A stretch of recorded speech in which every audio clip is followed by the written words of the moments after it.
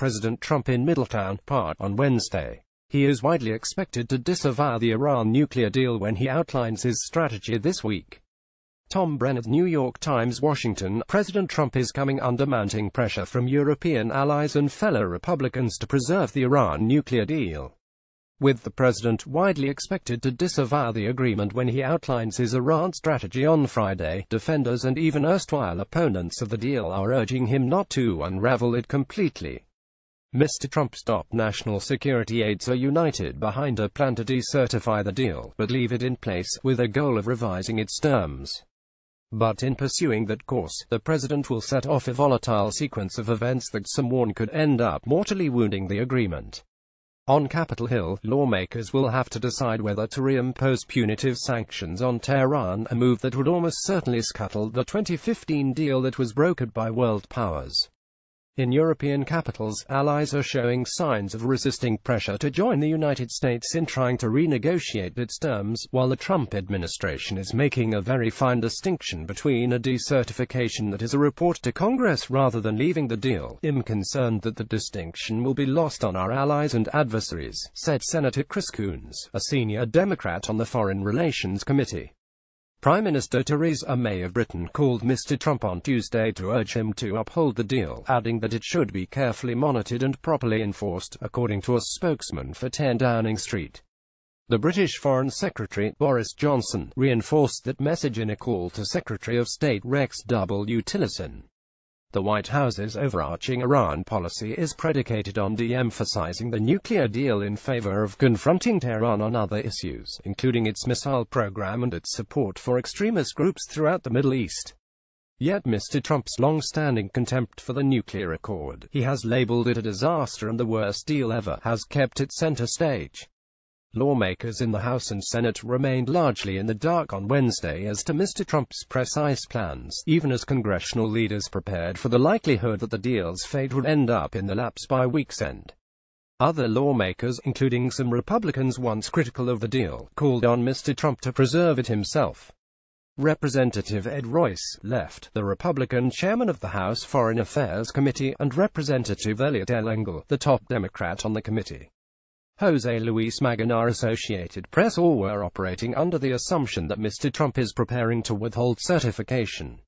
In so doing, he would make it easier for Congress to reimpose sanctions on Iran's nuclear program and effectively kill the deal with simple majorities in both chambers. But senior Republican congressional aides said that outcome appeared unlikely, even if much of their party, and many Democrats, remained critical of the deal. Without explicit evidence of a breach by the Iranians, and given Europe's support for the deal, there appeared to be little appetite among Republican leaders to pull the plug on Mr. Trump's behalf. "As flawed as the deal is, I believe we must now enforce the hell out of it," Representative Ed Royce, the Republican chairman of the House Foreign Affairs Committee, said on Wednesday. He urged Mr. Trump to provide Congress with clear instructions for what he was trying to do. "Whatever he decides, it is critical that the president lay out the facts," Mr. Royce said. "He should explain what his decision means, and what it doesn't." Mr. Royce and others in the House have argued instead for stepped-up enforcement and the enforcement of additional, targeted sanctions against Iran's missile program and Hezbollah. Lawmakers were also preparing for the possibility that Mr. Trump could simply ask them to amend a law that requires him to recertify the deal every 90 days. Any legislative outcome is likely to hinge on the Senate, where Democrats are confident they can hold most of the members together to preserve the deal. Of the 4 Senate Democrats who voted against the deal, 2, Chuck Schumer of New York, the minority leader, and Ben Cardin of Maryland, the top Democrat on the Foreign Relations Committee, have indicated they would not move to abandon it. That leaves 2 other previous Democratic no votes, Robert Menendez of New Jersey and Joe Manchin of West Virginia, undecided. But Republicans could also lose some of their own, like Senators John McCain and Jeff Flake of Arizona, Susan Collins of Maine, and Rand Paul of Kentucky. Looming over all this is the prerogative of Senator Bob Corker of Tennessee, the Republican chairman of the Foreign Relations Committee, who has been bitterly feuding with Mr. Trump.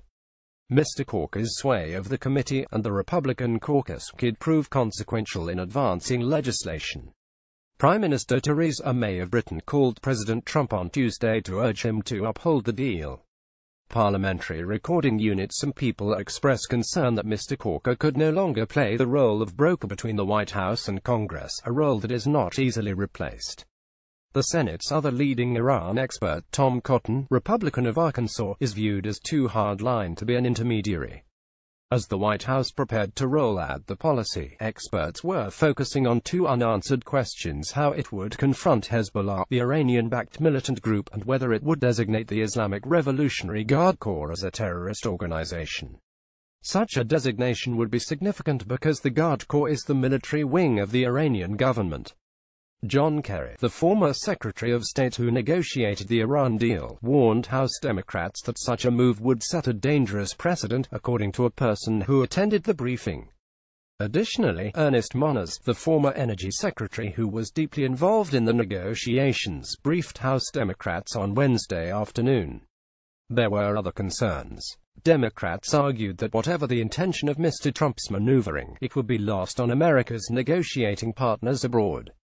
Representative Elliot L. Engel, top Democrat on the Foreign Affairs Committee, who was previously critical of the deal, said that decertifying the agreement amounted to playing with fire. Jake Sullivan, who helped negotiate the deal for the Obama administration, said, "This dance around decertification has not been productive for our broader goals.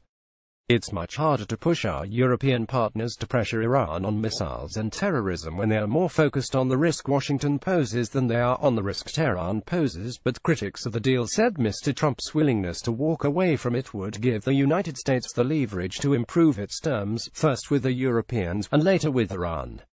Decertification reinforces the credibility of Donald Trump's walkaway, which is terrifying European political leaders that he actually could leave the nuclear deal, said Mark Dubowitz, the chief executive of the Foundation for Defense of Democracies, a leading critic of the nuclear accord. This is already shifting the European positions from keep it to keep it but fix it. A version of this article appears in print on October 12, 2017, on page A6 of the New York edition with the headline "Growing Chorus Urges Trump to Remain in Iranian Nuclear Deal."